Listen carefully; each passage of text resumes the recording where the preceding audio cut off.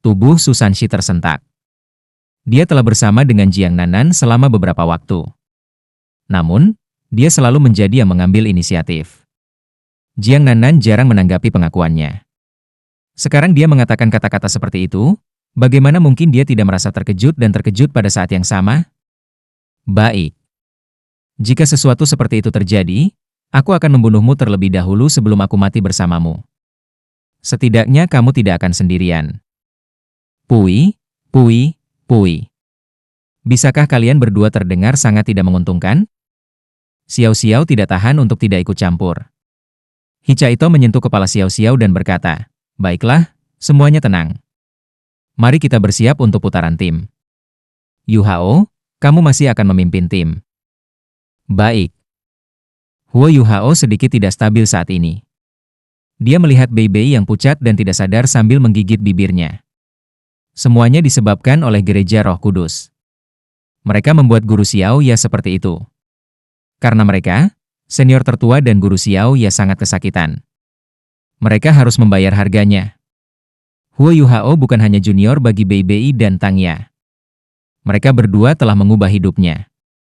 Dengan menjadi anggota sekte Tang dan memasuki Akademi Shrek, dia berhasil mengalami apa itu keluarga. Dia merasakan kehangatan, dia telah menemukan guru, dan mendapatkan semua yang menjadi miliknya sekarang. Meskipun Huo Yu Hao adalah salah satu yang termuda di sekte Tang, ia masih orang ketiga yang bergabung dengan sekte tersebut. Dia hanya di belakang Bei Bei dan Tang Ya. Dalam hatinya, Bei Bei dan Tang Ya seperti saudara kandungnya. Dia tidak merasa tersiksa seperti Bei Bei setelah Tang Ya dan Ma Xiao Tao menghilang. Dia merasakan hal yang sama dengan Bei Bei setiap kali dia melihat kesepian di mata Bei Bei.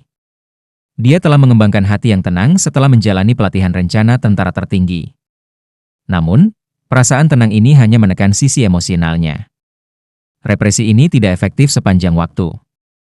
Begitu represi diatasi, emosi yang dia rasakan menjadi semakin kuat. Bagaimanapun, manusia bukanlah mesin. Itu seperti bagaimana dia mempertaruhkan segalanya untuk Wang Dong'er. Dia tidak peduli ketika dia pergi ke sumur api ini dan praktis menukar hidupnya dengan ramuan obat. Ketika dia melihat betapa Bei Bei yang sedih dan tersiksa, dan bagaimana Tang Ya dibawa pergi oleh Scorpion Tiger Douluo, rasa sakit yang dia rasakan perlahan berubah menjadi tungku pembakaran amarah murni. Dia tidak merasakan kebencian yang begitu dalam waktu yang lama. Dia bersumpah pada dirinya sendiri bahwa dia akan benar-benar menghancurkan gereja Roh Kudus suatu hari. Ekspresi cemasnya berubah dingin. Pelatihan yang dia lalui dalam Ultimate Solier Plan tidak lagi mampu menekan emosinya. Namun, dia bisa mentolerir kemarahan yang dia rasakan saat dia mengalami ledakan emosi. Wang Dong'er sedikit khawatir saat dia melihat Huo Yu Hao. Dia menekankan tangannya ke pundaknya dan memijatnya dengan lembut. Dia menghabiskan sebagian besar waktu bersamanya, dan paling jelas tentang naik turunnya emosi. Dia bisa dengan jelas merasakan niat dingin bahwa Huo Yu Hao membiarkan. Jelas baginya bahwa dia marah. Huo Yu Hao mengangkat tangan kanannya untuk mengetuk tangan Wang Dong'er. Dia memberi isyarat padanya bahwa dia tidak kehilangan kendali atas emosinya. Dia perlahan menutup matanya dan menunggu pertandingan dimulai. Susanshi membawa Bei Bei pergi dan mengirimnya ke tempat peristirahatan. Dia menyerahkannya ke Nana, Ji Juan, dan Jing Xian sebelum kembali ke ruang tunggu. Sekte hantu suci yang tercela. Kebencian aku tidak akan terpuaskan kecuali aku menghancurkan mereka. Yu Hao, ayo gunakan gerakan itu. Pandangan ganas melintas di mata Susanshi. Ekspresi semua orang dari sekte Tang menjadi dingin. Cedera Bei Bei tidak hanya membuat Huo Yu Hao marah, tetapi semuanya. Pada titik ini, Wang Qiwer berdiri. Tidak seorang pun dari sekte Tang yang mengharapkan ini. Dia berjalan ke arah mereka. Ini tidak diizinkan oleh aturan. Namun, tidak ada yang mengira ini akan terjadi. Ketika anggota staf menyadari apa yang terjadi, Wang Qiwer sudah berada di ruang tunggu. Dia menundukkan kepalanya dan mengucapkan beberapa patah kata kepada Wang Dong'er dan Huo Yu Hao saat dia berdiri di antara mereka. Wang Dong'er tertegun, dan memutar kepalanya untuk melihatnya. Huo Yu Hao ragu-ragu sejenak sebelum melihat Wang Dong'er. Akhirnya, dia mengangguk. Wang Qiwer mengungkapkan ekspresi gigih. Aku hanya membalas kebaikanmu secara pribadi. Baik. Huo Yu Hao tidak merasa ingin berbicara terlalu banyak saat ini. Anggota staf berlari pada saat ini. Wang Qiwer meluruskan, dan menatap mereka dengan dingin. Siapa Lady Naga Emas ini? Dia memiliki pendukung terbanyak di turnamen ini, meskipun dia berasal dari Shrek Academy. Semua anggota staf berhenti ketika dia menatap mereka dengan dingin. Setelah itu, mereka hanya menyaksikan ketika dia berjalan kembali ke area istirahatnya. Namun, tidak ada yang memperhatikan bahwa ada sesuatu yang berbeda tentang Wang Qiwer sebelum dan sesudah dia berbicara dengan Huo Yuhao. 15 menit berlalu dalam sekejap. Di atas panggung, 5 anggota dari sekte Tang berdiri pada saat yang sama ketika Zheng Zhan meminta anggota yang bersaing dari kedua tim untuk memasuki panggung. Wang Dong'er mendorong kursi roda Huo Yuhao ke atas panggung terlebih dahulu, dan 4 lainnya mengikuti di belakang. Ada aura keras yang naik secara halus dari mereka. Di sisi lain, 4 anggota sekte Roh Kudus yang tersisa juga naik panggung. Mereka berempat memiliki angka yang berbeda. Namun, mereka semua adalah pria muda. Orang yang memimpin telah duduk di posisi terakhir sebelumnya di ruang tunggu. Orang ini juga yang terbesar dari semua anggota tim Holy Ghost Sect. Dia bahkan lebih besar dari Hichaito, dengan bahu yang sangat lebar. Ketika dia berjalan di depan mereka, 3 lainnya benar-benar diblokir di belakangnya. Mereka berempat datang ke tengah panggung dan menghadapi ke-6 dari Tang Sekte. Meskipun mereka kalah jumlah, aura yang mereka keluarkan sepertinya tidak kalah. Mereka melepaskan kekuatan dingin dan menakutkan dari tubuh mereka, dan suhunya sepertinya turun. Kedua belah pihak, tolong laporkan namamu, kata Zheng Zhan. Dia tahu bahwa ini mungkin pertarungan paling sulit yang akan dia wasit, meskipun tidak ada tim yang memiliki kekuatan penuh.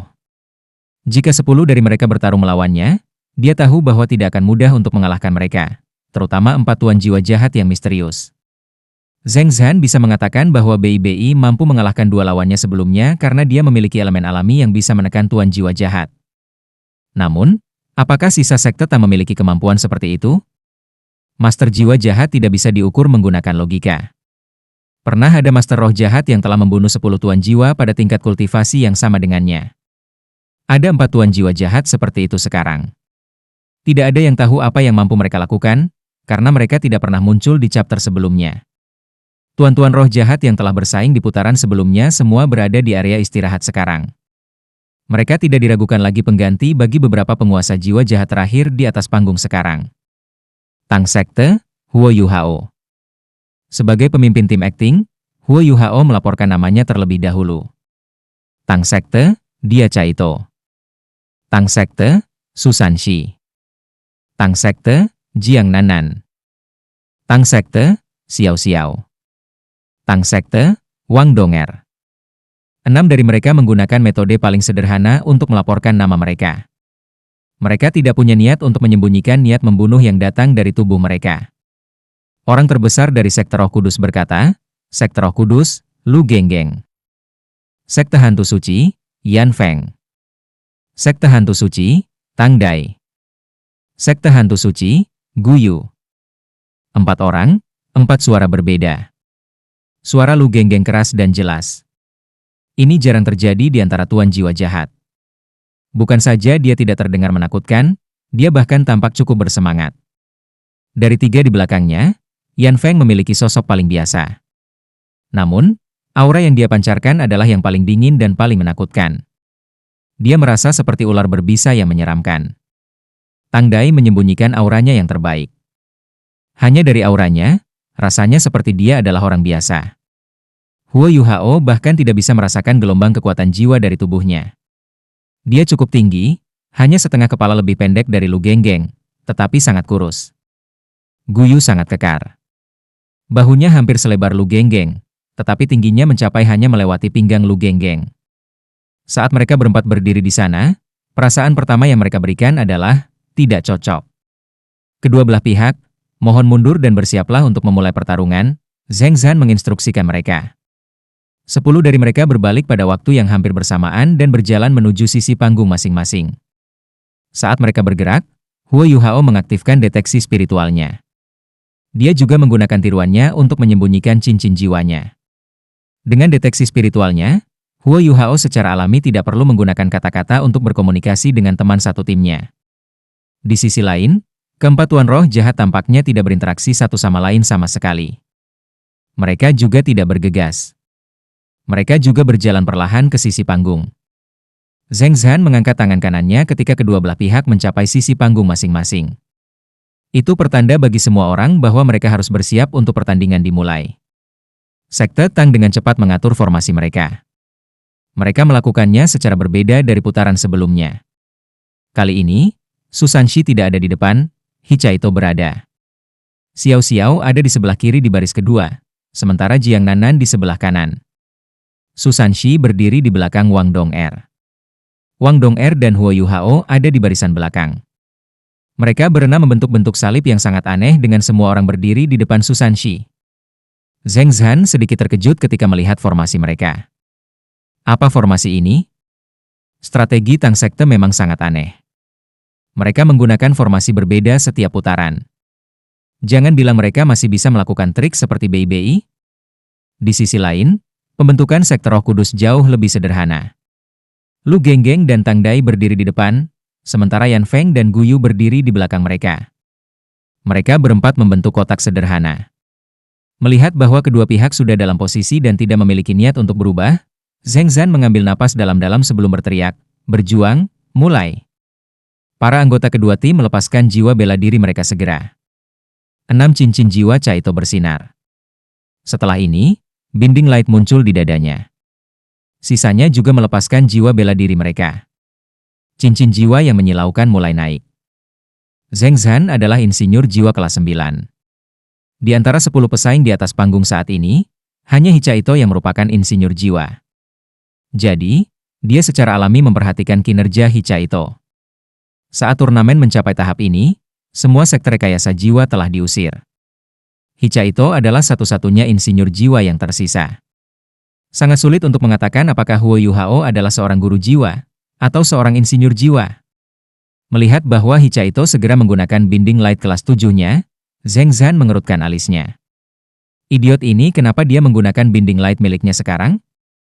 Tidakkah dia tahu jarak efektifnya hanya 6 meter? Ini adalah kesalahan yang seharusnya tidak dilakukannya. Dia hanya insinyur jiwa kelas 6. Binding light akan sangat mengurangi kekuatan jiwanya. Selanjutnya, binding light akan mulai mengkonsumsi kekuatan jiwanya saat dia membuka laras. Bagaimana dia bisa bergerak dalam keadaan seperti itu? Jangan bilang bahwa lawan akan mengorbankan dirinya sendiri dengan menyerbu menuju binding light. Zheng Zhan merasa bahwa dia akan menegur Hichaito setelah pertarungan ini selesai, jika dia adalah guru pemuda itu. 4 tuan jiwa jahat juga melepaskan jiwa bela diri mereka. Lu Genggeng adalah yang pertama bergerak. Dia mengerahkan kekuatan melalui kakinya dan melompat. Dia tidak melompat terlalu tinggi, hanya melompat 2 meter ke udara, dan hanya maju ke depan selama 4 atau 5 meter. Namun, dia menggelembung saat dia melompat. Pada saat dia mendarat, jubah hitamnya sudah terbuka. Dia telah menjadi monster yang sangat besar dan menakutkan. Setelah melepaskan jiwa bela dirinya, Lu Genggeng tumbuh setinggi lebih dari 5 meter. Dia sangat gemuk, membuatnya tampak seperti bakso raksasa. Kakinya yang tebal sangat pendek. Ketika dia mendarat di tanah, semua orang dari sekte Tang merasakannya di bawah kaki mereka. Suara berderak keras juga bergema dari panggung. Monster macam apa ini? Semua penonton terpana ketika menyaksikan ini.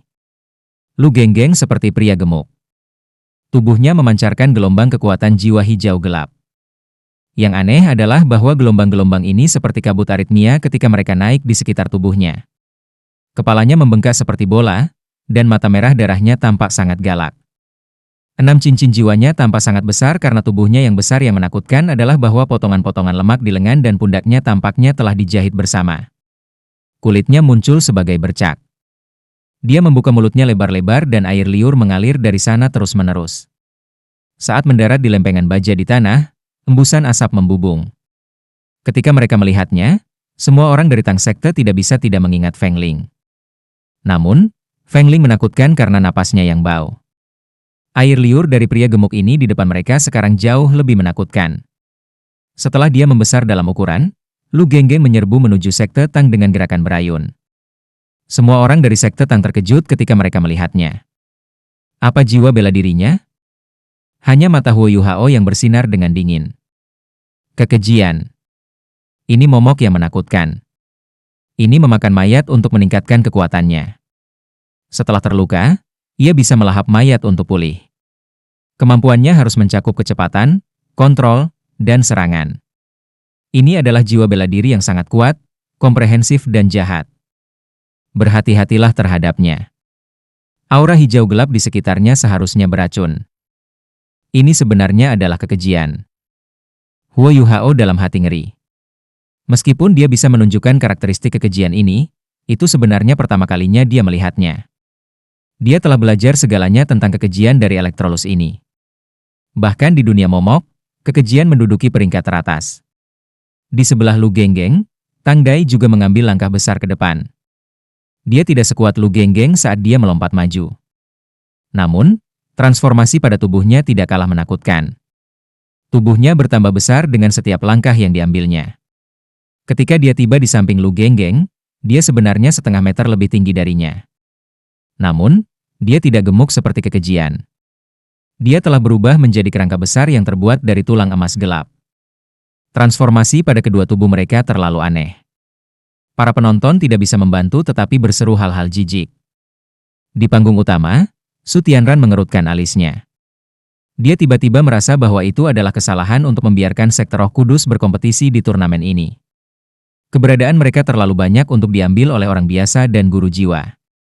Para pejabat Kekaisaran Sanmun mengungkapkan ekspresi heran di wajah mereka, dan mereka tidak bisa menyembunyikan rasa jijik mereka. Rasa jijik terhadap hantu sudah seperti ini sejak dahulu kala. Kali ini bukan pengecualian. Su Tianran menghela nafas dalam hatinya. Sepertinya dia tidak bisa membiarkan sekte Roh Kudus menang pada akhirnya. Kalau tidak, dia akan berada di bawah tekanan besar di dalam kerajaannya sendiri terlepas dari apa yang terjadi pada kerajaan lain di benua itu. Para penguasa jiwa jahat ini lebih baik disimpan dalam kegelapan. Ketika dia memikirkan hal ini, dia membuat keputusan.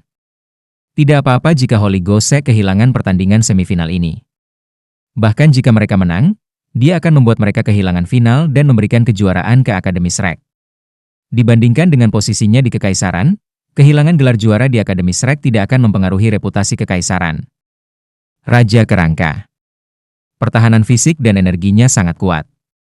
Ia mahir dalam penyerangan fisik, tetapi kelemahannya terletak pada ketidakmampuannya untuk menyerang dari jarak jauh.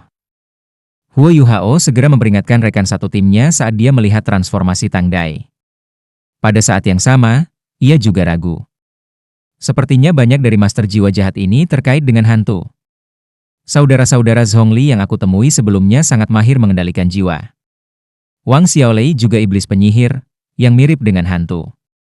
Jiwa bela diri kedua ini juga tampak seperti Abomination dan Skeleton King. Mereka adalah beberapa jiwa bela diri terkuat di antara hantu. Tidak heran mereka mampu mewakili sekte Roh Kudus untuk bersaing. Yan Feng dan Gu Yu sama-sama diblokir oleh Raja Kerangka dan Kekejian. Namun, sangat disayangkan bahwa lawan mereka adalah sekte Tang. Dengan deteksi spiritual Huo Yuhao, tidak mungkin mereka bisa menyembunyikan diri. Lingkaran biru es menyala di bawah kaki Yan Feng. Halo ini muncul bersamaan dengan cincin jiwanya. Lingkaran itu menyebar keluar saat tubuhnya menjadi lebih kuat. Sisik naga mulai muncul di kulitnya, merobek jubah hitamnya. Yan Feng adalah satu-satunya penguasa jiwa jahat lainnya yang tampak seperti manusia, selain Tang Ya. Dia sangat tampan. Saat sisik naga muncul di tubuhnya, ia bertambah besar. Tatapannya juga menjadi lebih tajam, dan aura dinginnya melonjak. Cincin jiwanya naik dengan cepat.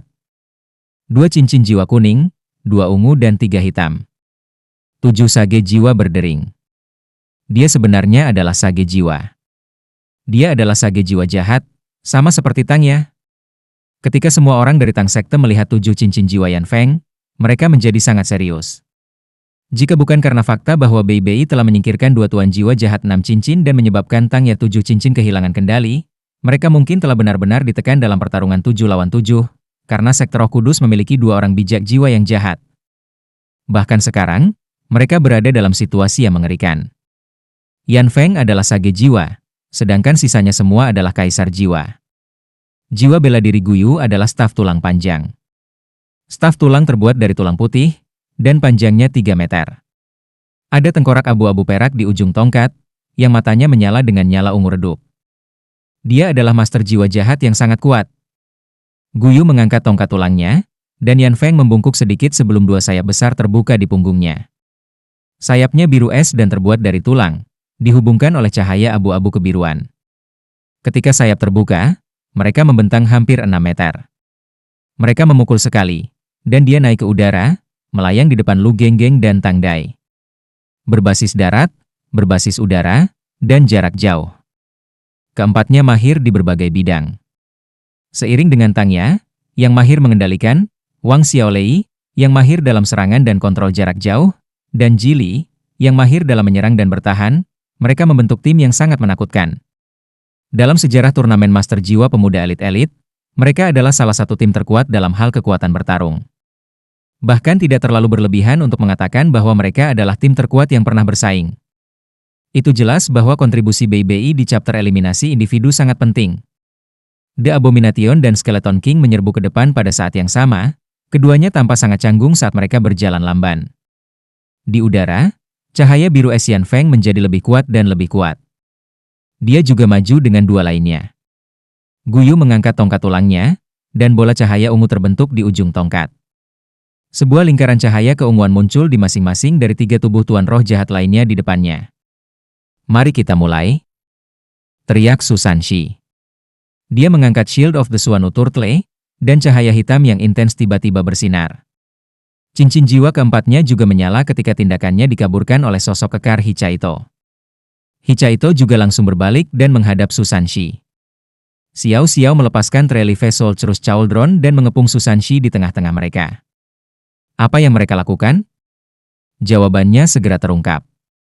Saat lampu hitam menyala, Susanshi menghilang.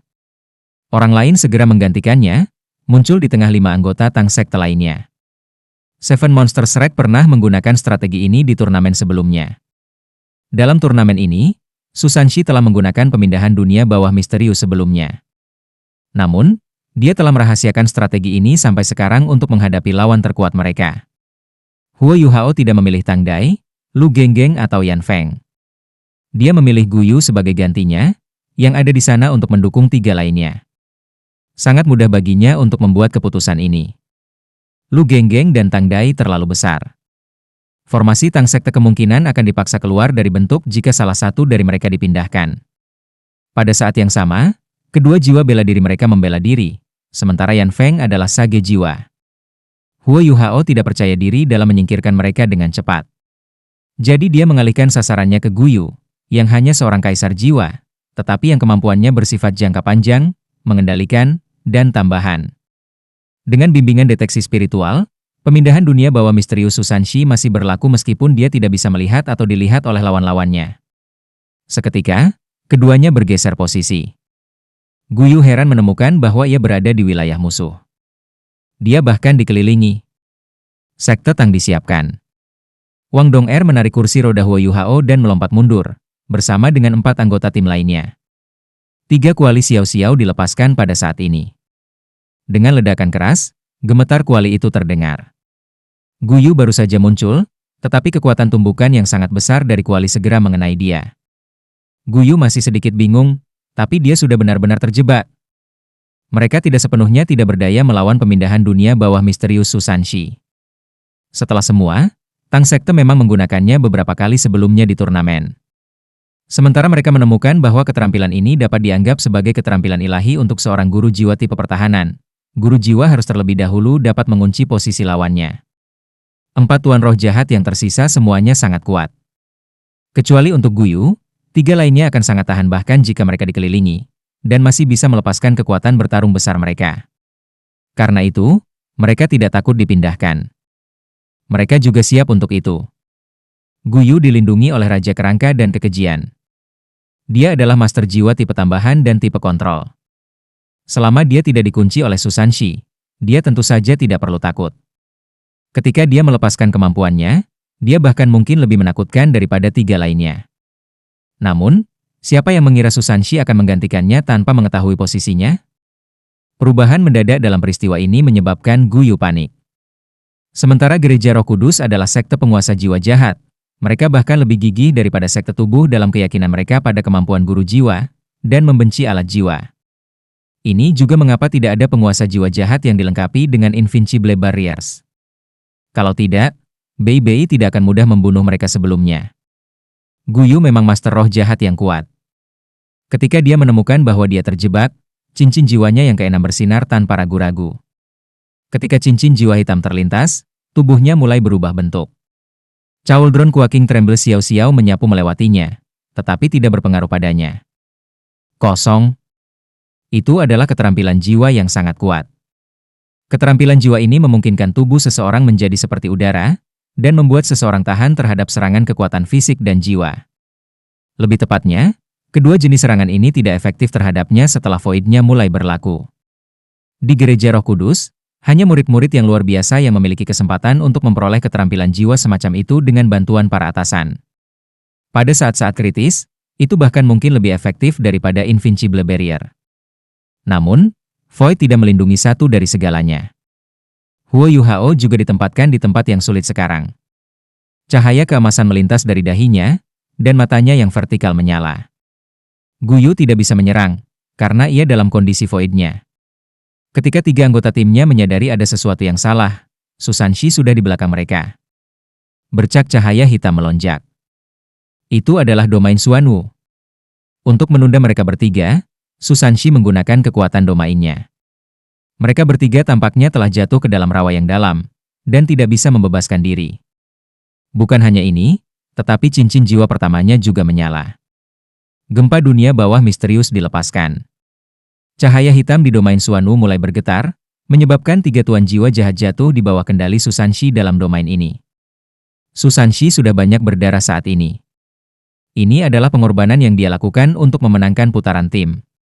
Keterampilan jiwa keenamnya tidak mudah dikendalikan.